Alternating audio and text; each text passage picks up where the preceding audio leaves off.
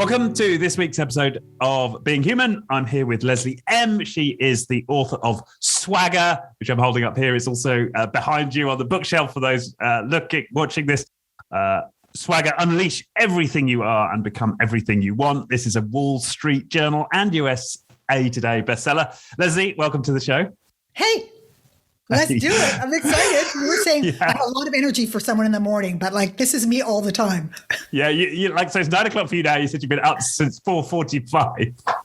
Yep, that's how I roll. Yeah, no, that's great. And we were also talking before we came on that you've got obviously an American accent, but you're actually 17 years in Britain. So you've got... that's right. Yeah, I'm British in my soul. British in your soul. British in my soul. It is my happy place. It is where my heart lives, even though I'm in Canada now. Oh, you're in Canada. I am in Canada, not even American. Right. So you can love me more. You know, okay. It's so much easier. It's just, I mean, listen, I love all my USA peeps, but when you tell people you're Canadian, they go, oh, okay, all right, we can relax, you know? Right. So you're a Canadian with swagger. It's one thing to be an American with swagger. It's kind of better to be a Canadian with swagger, right? Mm-hmm. No, I love it. So let's give us a little bit of your background and, you know, how you came to be writing a book called Swagger. I've had a very weird and varied background, as you can imagine, living in the UK for many years. I moved to the UK because I was a singer and I wanted to pursue my dreams of singing in the place where the music that I love came from, which was the UK, of course, best music in the world. But that what in particular? Sorry, why? Oh, because I was growing up, I was a sort of new wave punk. Okay. In Canada. I had the mohawk with the purple hair. People would cross the street because in Canada, it's back in the day. People did not look like me. I was such an anomaly. I used to save all my pocket money and buy imported copies of The Enemy and The Melody Maker and stuff. I was obsessed with all things British, and this is in the late 70s. Okay, so what were the punk bands that you were into? Oh God, I love the Sex Pistols. I love the Slits. I love the Buzzcocks. I loved X-Ray Specs. I was just, it was all, I was obsessed with music. And that's, I think as someone who never really fit in, just like everybody else who identified with that movement, I was like, yes, my people, the rebels with a cause and people who are just doing themselves, they are 100% authentic. They are not taking crap from anyone. And I just loved the entire movement. And it inspired me to move to the UK ultimately. So I pursued my dreams of singing there for many years. But the path was very circuitous. I ended up working in the film industry for many years. My music partner worked in the film industry. So I ended up working as a script analyst, a script editor, a script doctor. And then by sort of happy accident, I ended up working on TV. So I was a TV host in the UK for a few years as well. So people might recognize me if they're old. I hosted a show called The Fashion Police and also a show called The Warehouse. A bunch of stuff. So when I moved back to Canada, I had to kind of reinvent myself because I didn't want to work in television or music anymore. And I ended up working in advertising, which really taught me so much about creativity and leadership. And I realized that I couldn't help the people that I wanted to help, my team, my people, in the ways that I wanted to because of the pressures of the industry and the work itself and being, pulled through that client, that big client trap and all the politics and so on. And so I came home and said to my husband one day, I feel like I'm using my superpowers for evil instead of good. And I want to do something that's going to help my people be better in their work the next day. I don't want them to be this stressed, this tapped out, this riddled with self-doubt. And so I said, I think I'm going to quit my job and start a training company. And he said, What? Are you crazy? I mean, first of all, Leslie, you hate training. And second of all, you're untrainable. I was like, right? Perfect. Who better to start a training company than someone like me? Because if I can create experiences for people with the same mindset as me, I'm probably going to be onto something. So that was about 14 years ago.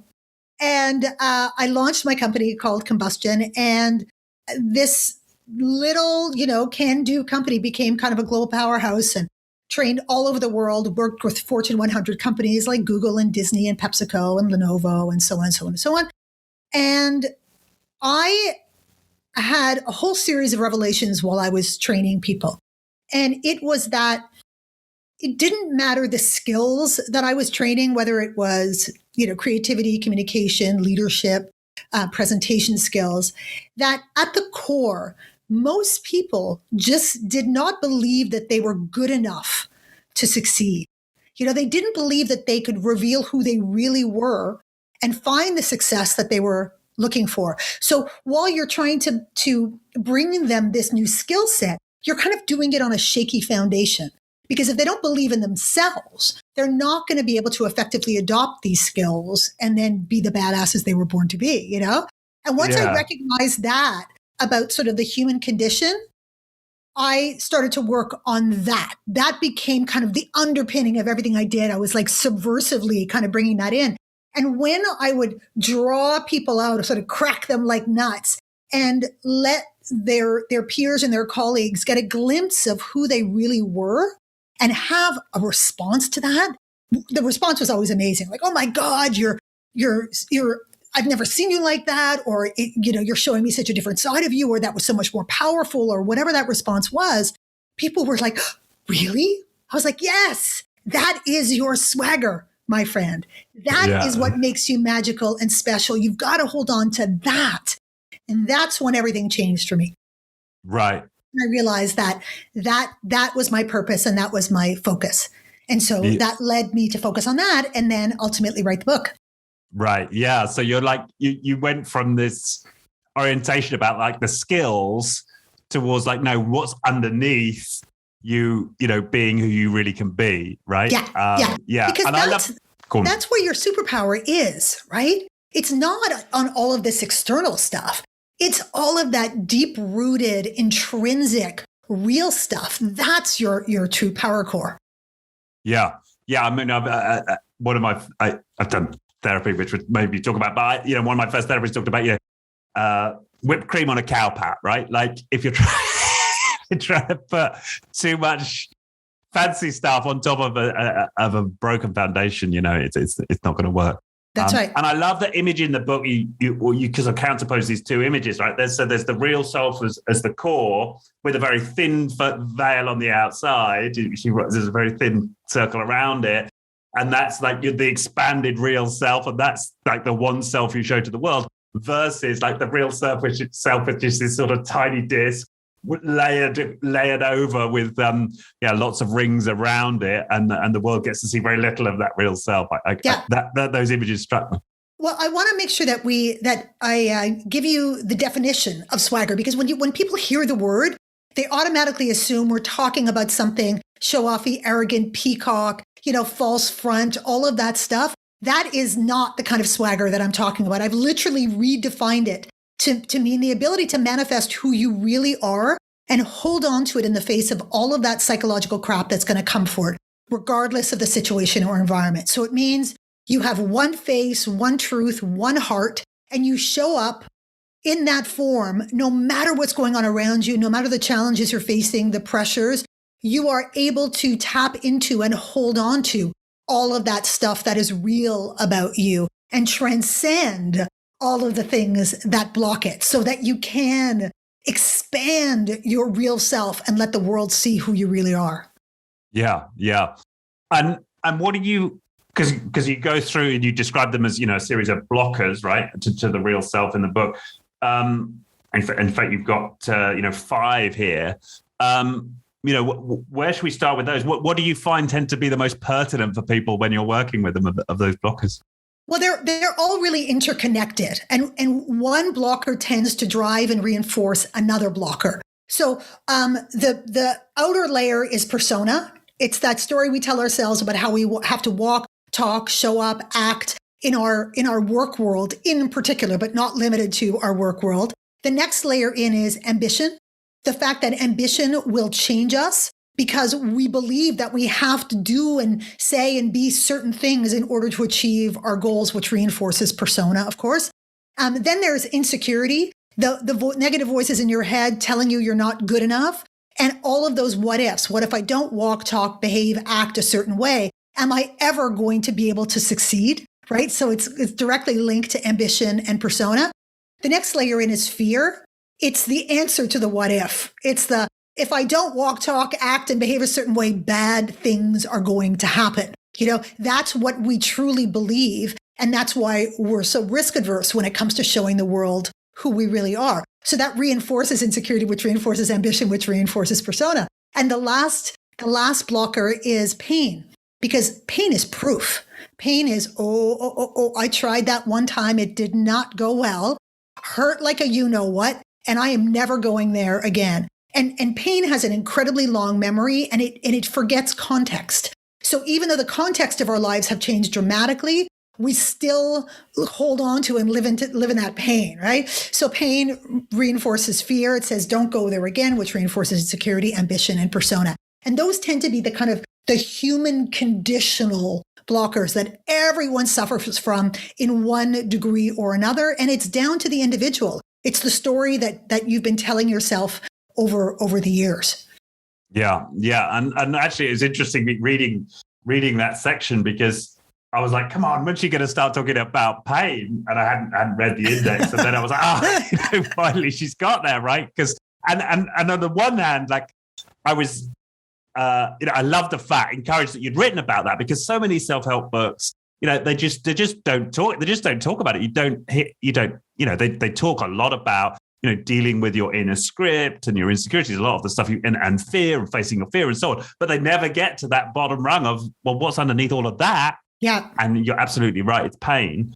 But one thing, and I told you before we came on, that it had me screaming at the book, which I disagree with, right? But from my own experience. Okay. And that is a quote from your therapist, which is, we can never go back in time and remove or fix our pain, but we can learn to see and respond to it differently when it's triggered.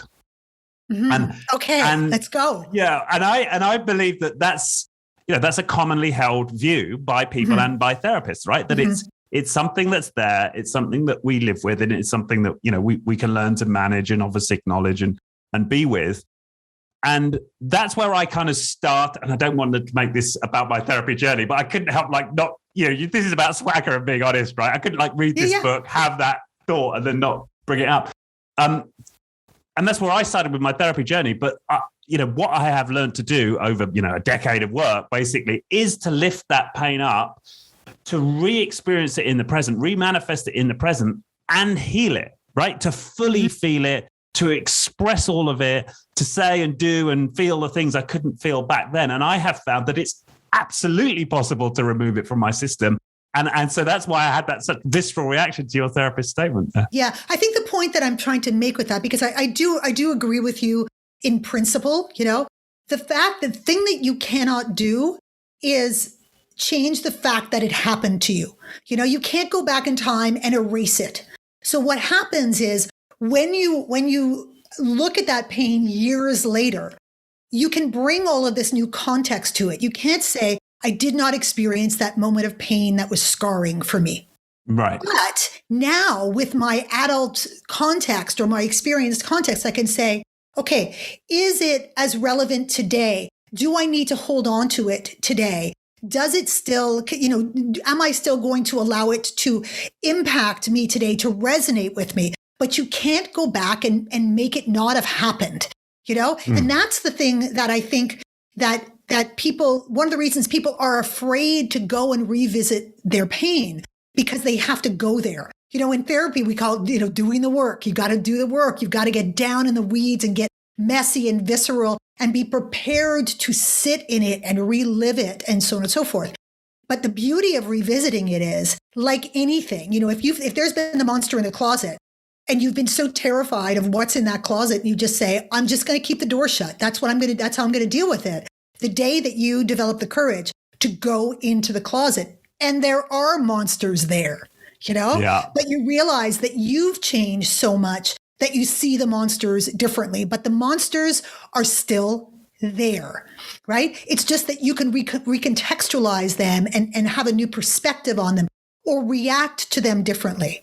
So I think that's the point. I think we're on the same page And I know that from my own therapy journey, because therapy is the bomb, everybody should go to therapy as much as they possibly can. It's the best thing ever, is that, those moments also that I considered to be so painful then, I understand now, because I understand the context of them, that they have way less power than they used to, but the scar is still there. That's what I've identified, is the scar is still there, but it's just a scar now. It can't hurt me. So you can heal over it, but the scar is still going to be there. And that's not a bad thing, because we need history, we need experience, we need context, we need relevance for who we are. And I think that, most people will tell you, if not for my past, I would not be who I am today.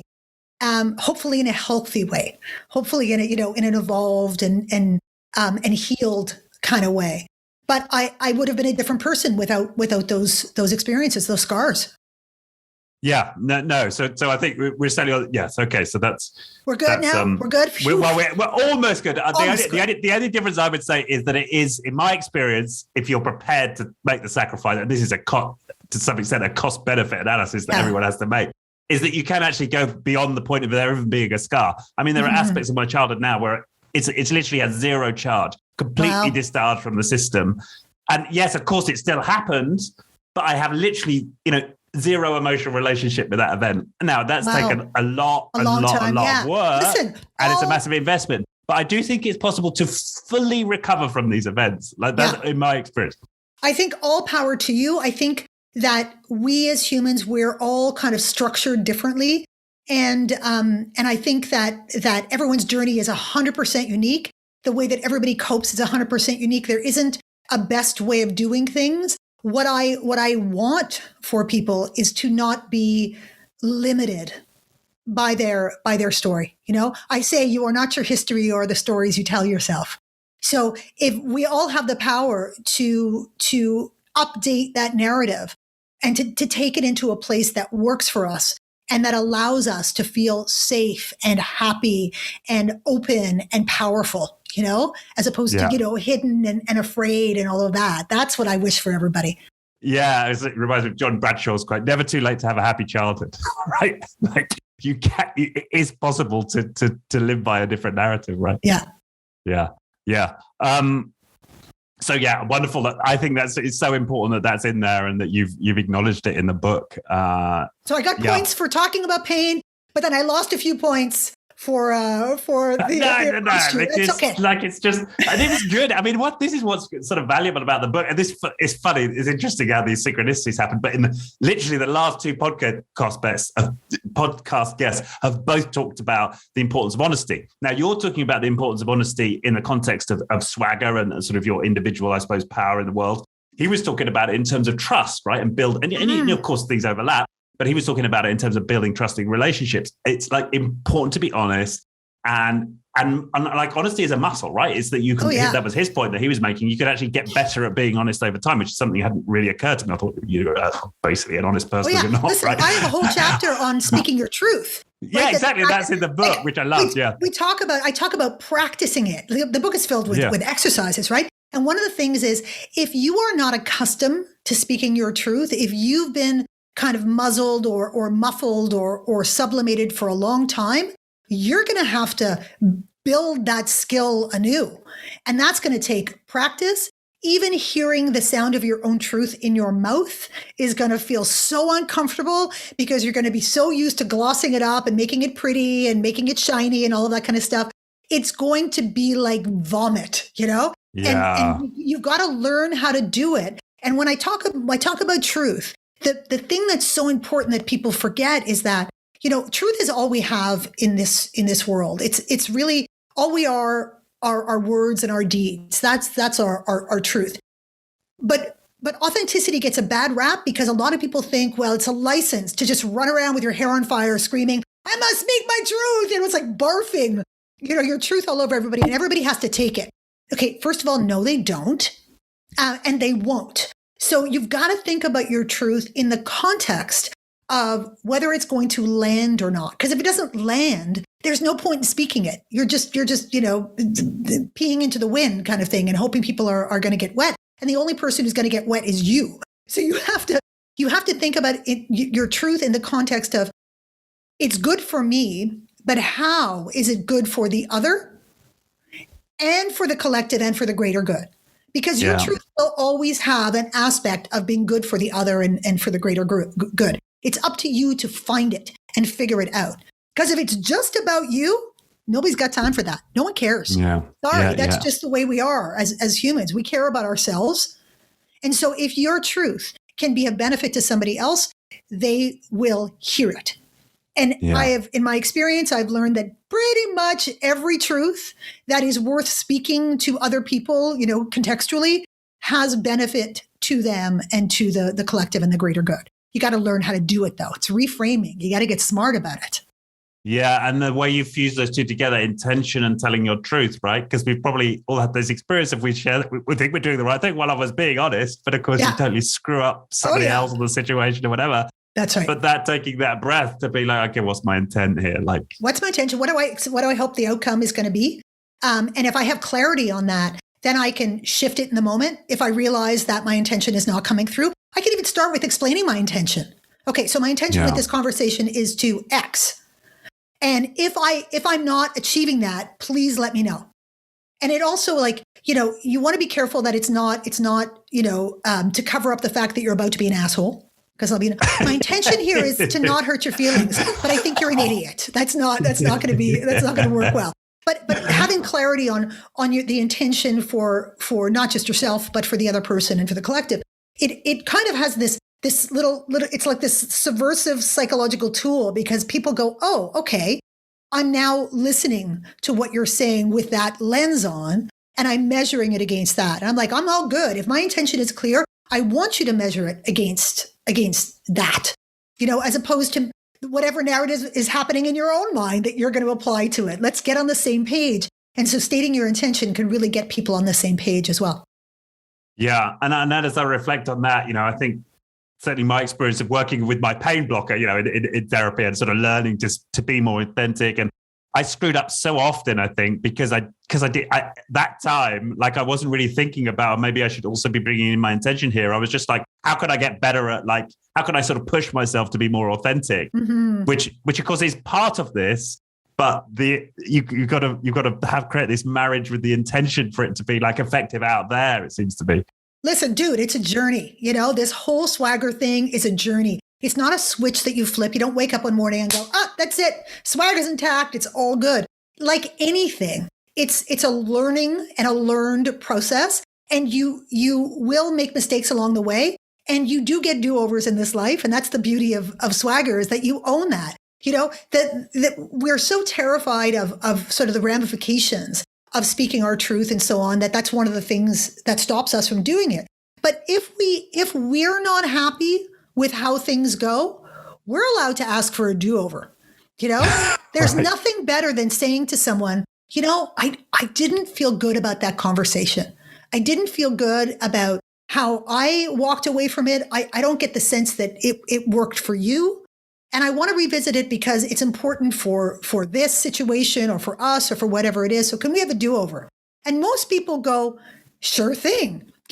If you don't make it super painful for them, they're willing to do it. And the chances are, if you didn't feel good about it with clear intention about the other and the collective, there's probably a good chance that they didn't feel good about it either. And we all like to feel good, to have a sense of closure and a sense of, no one likes to walk around with that feeling of the rock, on your chest, like, oh, I'm so that makes me so comfortable and that was not good. So you go revisit it. I mean, if relationships have taught us anything, you come back at it. You go, oh yeah, no, that I was not my best self in that moment. Can we have a do-over? Right? Yeah. And the other person goes, thank you. Because me too. That was not cute. What just happened there? That was not good. So you can do that, in all of your life. You can do that professionally. There's no harm or foul in that. I've done that for years and years and years. And hey, I still have a career. Yeah. And it just reminds me of the story of the book. I think it's a project manager, and she's bringing truth, right, about this project, but it looks bad in front of. I wonder if you could tell that story, and then because I'm thinking of that person then asking for having the do-over might have been the next best move. Yeah, I think so. The story is that there was this woman she was a project manager. Her job was to look for issues and problems. That's part of what her job is, and to flag them before they become serious. And they were working on a big project. This was a financial services technology company. And there was a problem that she recognized in this project that really had the potential to derail it. And in the meeting, everybody is you can see that everybody wants to say something, but nobody is saying anything. And her boss is sort of doing that. Everything is great. We're all good to go, all green light and everything. And she was like, well, I've gotta say something. It's my job. And so she, in the meeting, spoke up and said, hey, I recognize that there's this problem here that I really want to address and stuff. And her boss lost his mind and called her out and gave her all of this crap and so on and so forth. And she was devastated. She was like, but this is my job. So what am I supposed to do? Not speak my truth when it's my job?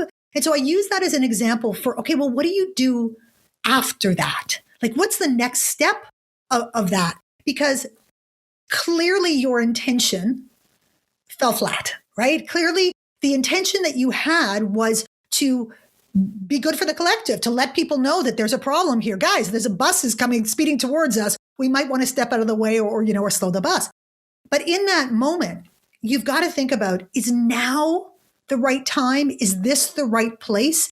Am I potentially challenging this guy's status or his credibility or his persona of perfection? Is there something political going on that I'm not really sure of? Like, he seems really adamant about saying everything is tickety-boo, but the truth is that it's not.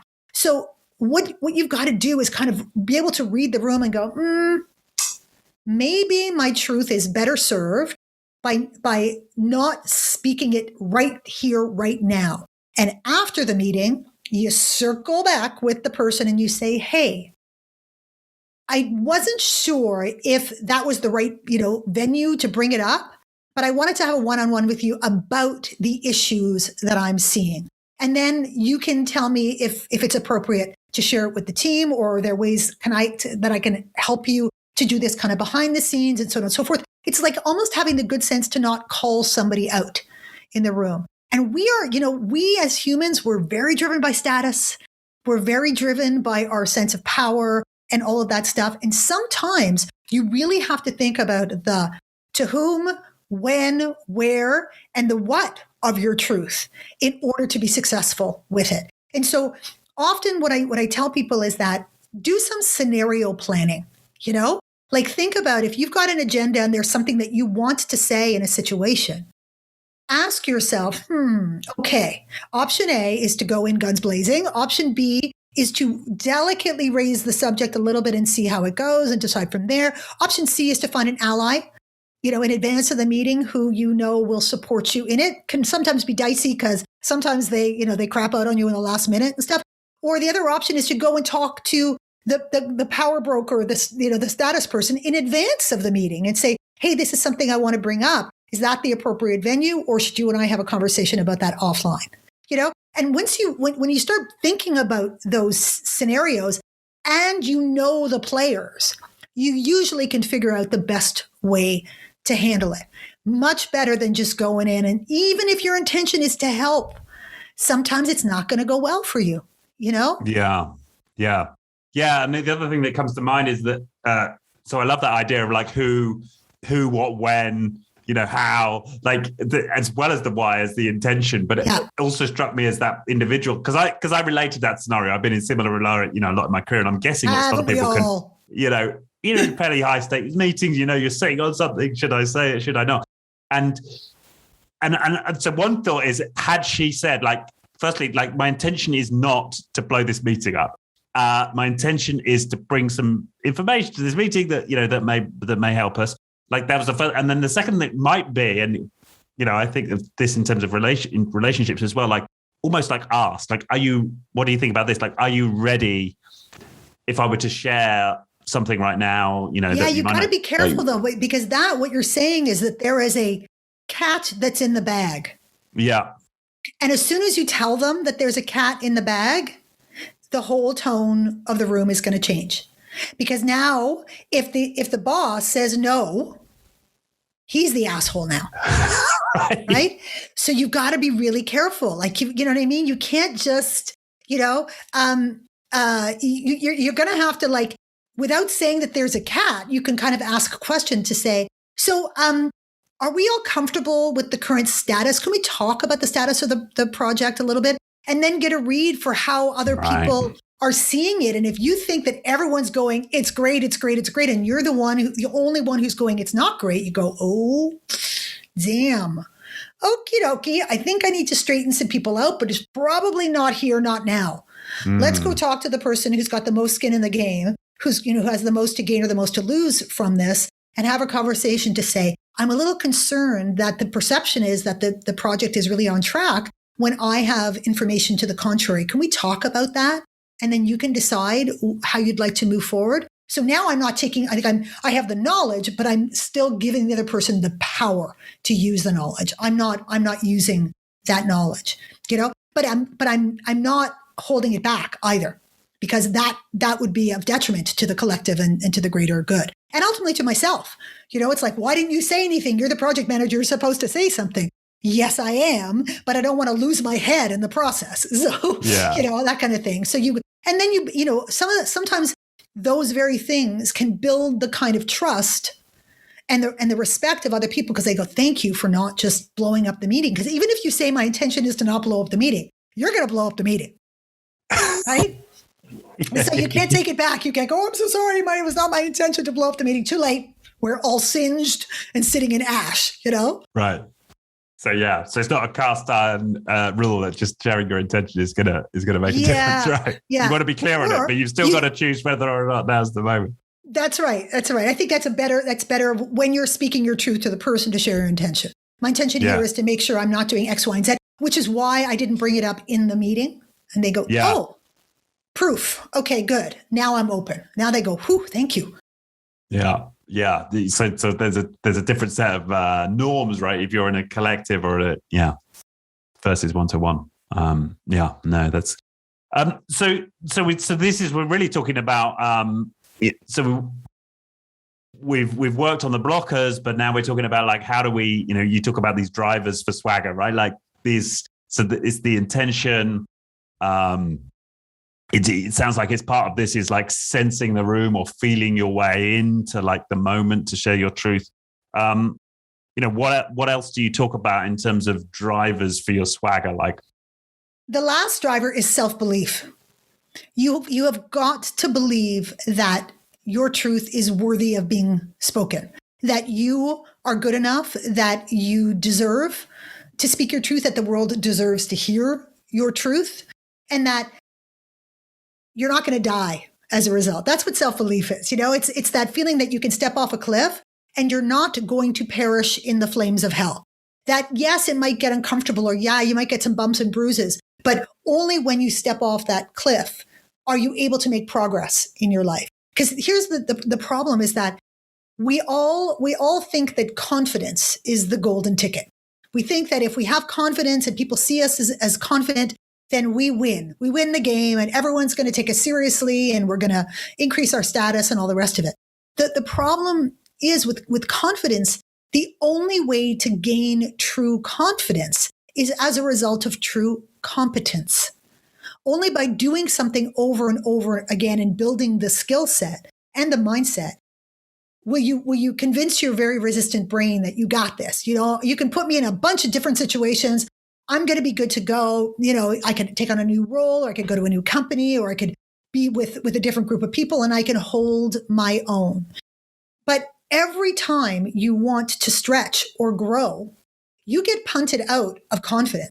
By definition, you're going back into the unknown, which resets that whole paradigm and puts you back into a place of competence building. That's usually when you get into the whole fake it till you make it thing. It's like, no. Don't fake it till you make it. Feel it till you find it. It is okay to be building competence and owning where you are in your journey. You don't have to apologize for that. That's called growing. Who's kidding who? Like we all have moved and evolved. We are not we don't have the same level of competence today that we did 2 years ago or 5 years ago or 10 years ago. And that is as it should be. So when we accept that every time we want to grow, we're going to have to take that self-belief risk. We're going to have to go, okay, I'm like that proverbial lobster who has to shed its shell in order to grow. I'm super vulnerable now. I'm going to have to go back to that place of, I don't know everything and I'm going to whatever. But don't forget that you're building on a foundation that's super powerful. And when you don't succumb to that fake it till you make it bullshit, what you allow yourself is the opportunity to ask other people for help. Because you're not walking around going, oh, I got it. I know it. I'm all, I know everything. You'd be like, hey, I'm trying to learn this whole new thing. I'm trying to experience this. I'm trying to grow. I'm trying to be better and all that kind of stuff. You are someone who I see as being better or, more accomplished or more experienced. Can I learn from you? Will you help me in this journey? And when you do that with people, they love you for it because you've just celebrated their experience and their excellence.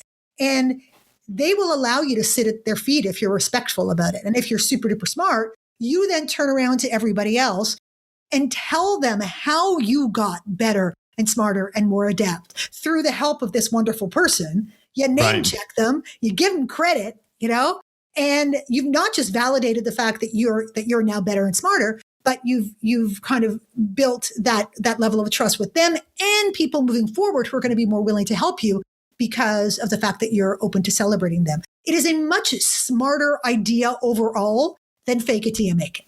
It just doesn't, it's just a really bad idea. Yeah. No, and it reminds me of research they've done with kids who tend to be better at skill acquisition is that they tend, when they're practicing some skill, the kids that don't get it so quickly are the ones that beat themselves up when, oh God, I missed it. I didn't. But the kids were just like, oh, okay, try again. No, all right, didn't make it, try again. Right? It's that willingness to be shit at something. Yeah.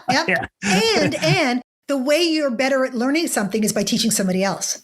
Right. So when, if you talk to leaders who have mentored people, they'll tell you how much they have learned about their own leadership journey through mentoring, through having to really concretize their thinking and be able to have, those conversations about specifics about leadership and people managing and people development that they may not have actually really thought through. It may have been instinctual or maybe learned or whatever it is.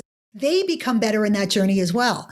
So they always say, if you want to learn something, teach somebody, somebody else, and you will be better at doing that. So it's a good thing for everybody.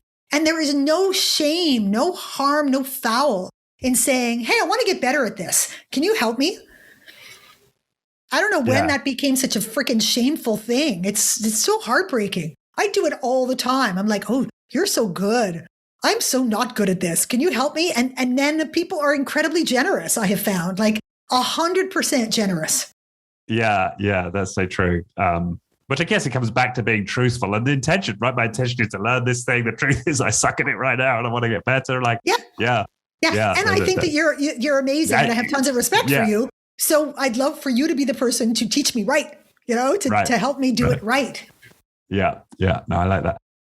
On the theme of this self-confidence or this faith in yourself. I love the story of the mighty Contessa from Google. Would you like to share that? Mighty Contessa. So I've been doing work with Google for years, and I do a combination of training and sort of coaching and so on and so forth. And this woman asked me to come and help her do some presentation skills coaching in specific. Sure thing, no problem. And what I discovered very quickly is that it wasn't that she was worried about her presentation skills. It was the fact that she was an incredibly tall woman. And I mean tall for a woman. She was over 6 foot, beautiful, this long, lithe, elegant woman. But I mean, proportionally, a woman at about, towered over me. She was like 6'1", 6'2". Proportionally, that takes up a lot of space.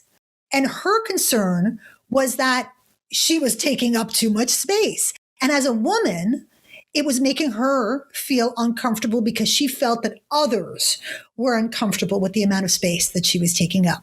So she wanted to figure out how to make herself smaller and appear not quite as, as intimidating in her mind. And of course, when I heard that, my little heart just broke, because I don't want anyone to ever feel like they have to make themselves smaller or make themselves less than or whatever. I mean, what her differentiator was that she was like this beautiful force, and she could cross a room in like 5 steps, and she had this like wingspan. She was fantastic.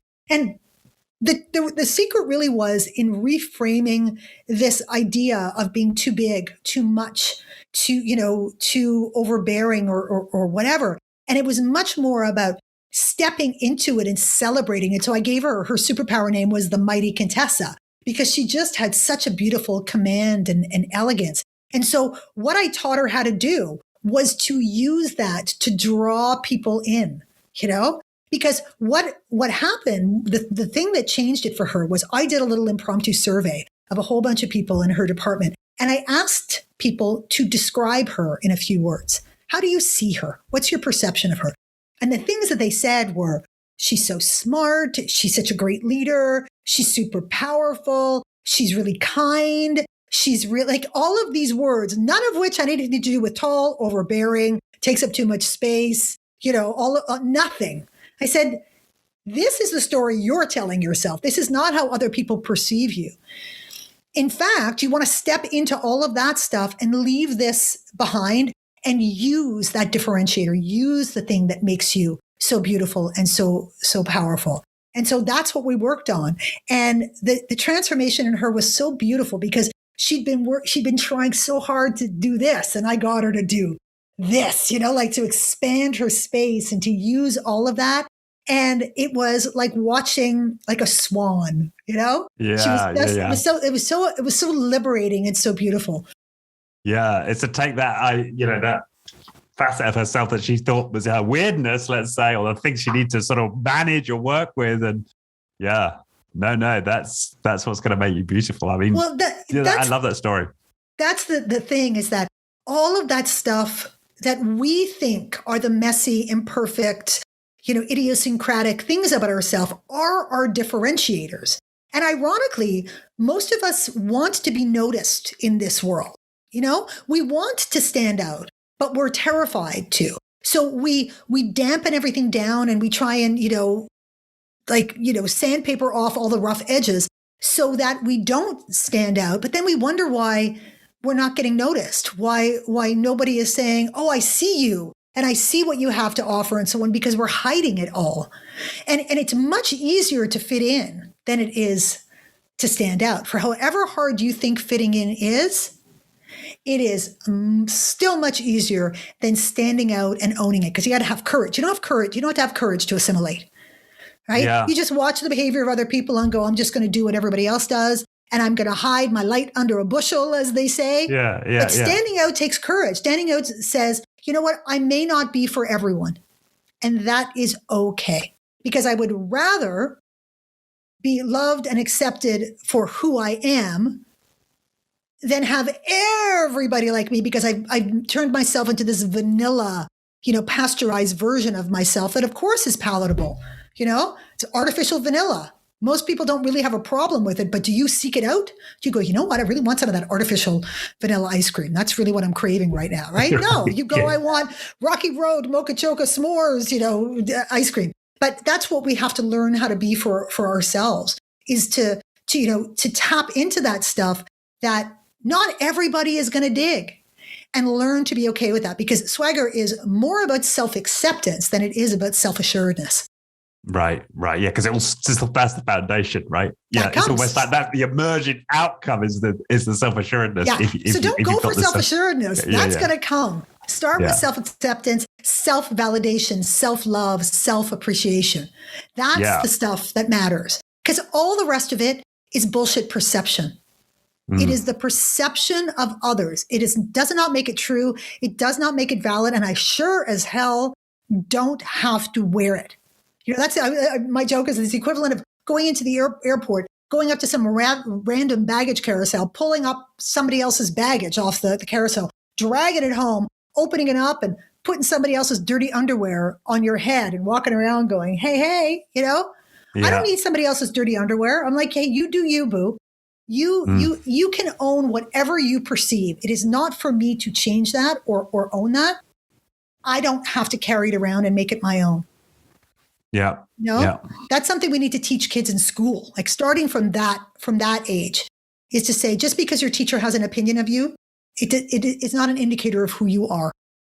Right. And that, you know, but I love this idea of the kind of layers, you know, that's the work to do, is to keep unpicking, you know, the persona, the insecurities, and self to bleed the pain that's so important. The pain. But it's such a contrast. When I think about my early days in corporate life, I was with Arthur Andersen, which then became Deloitte, right? A very corporate environment.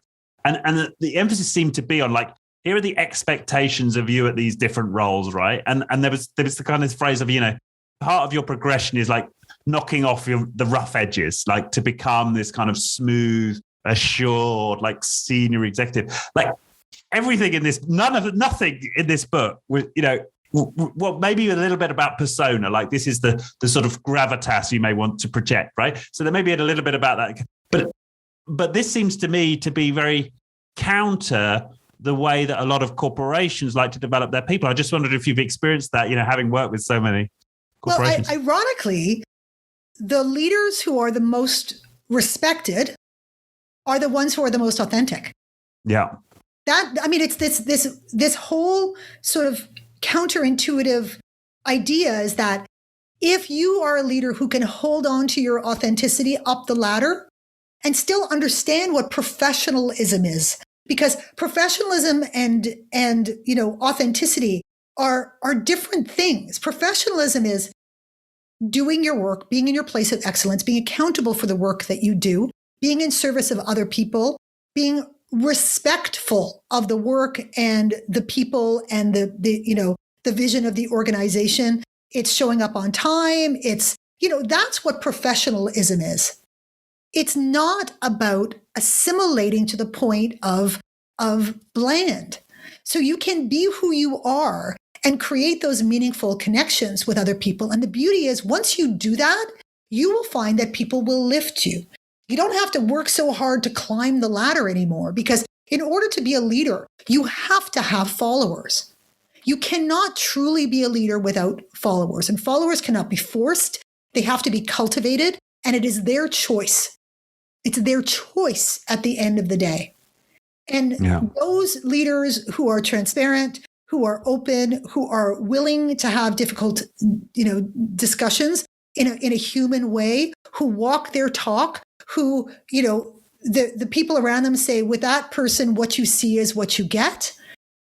Those are the people who will succeed the most in the happiest way. Because I've encountered far too many leaders who have the title of the C is in front of their name, and they are riddled with insecurity.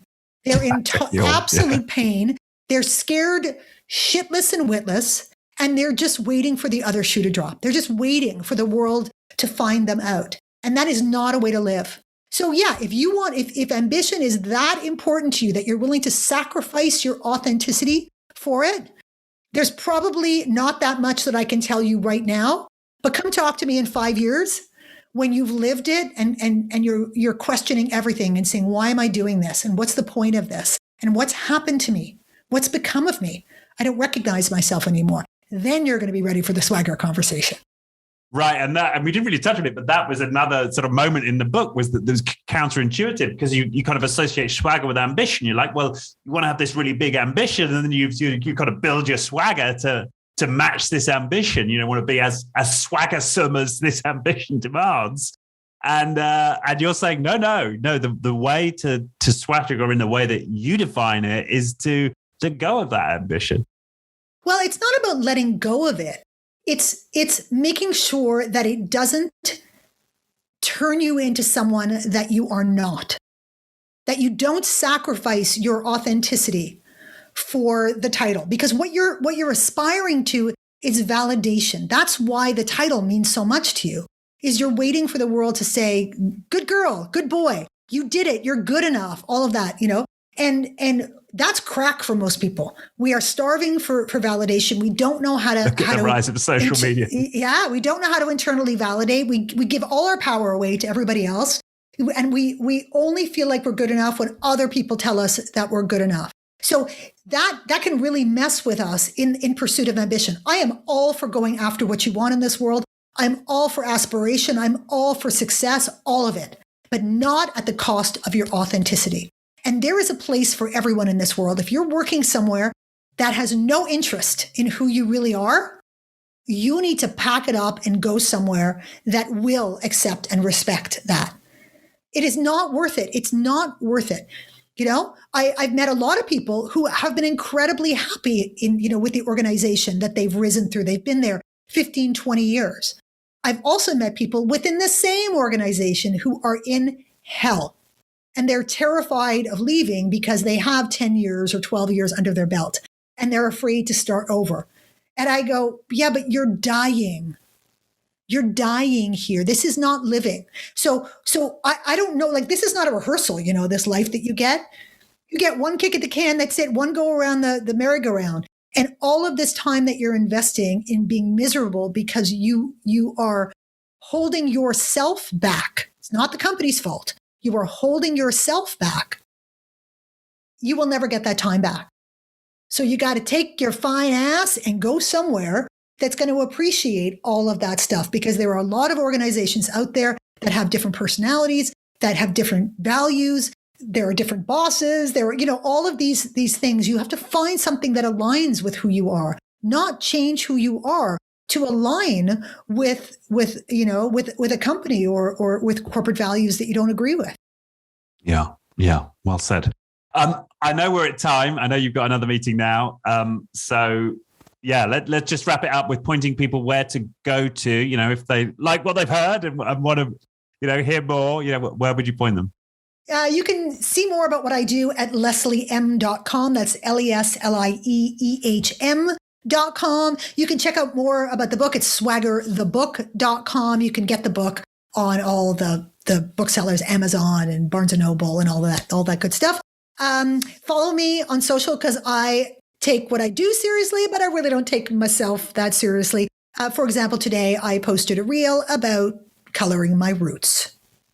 Because that's the only thing about yourself that you should cover. So check me out. You're walking your talk. On Instagram at Leslie Ehm Speaks, LinkedIn at Leslie Ehm. Excellent. All right. Thank you once again. We'll put those links into the notes. Yeah, wonderful conversation. Loved your swagger. Thank you for the juicy wake me up good morning chat. Great. Thanks, Leslie. It's been great. Thanks.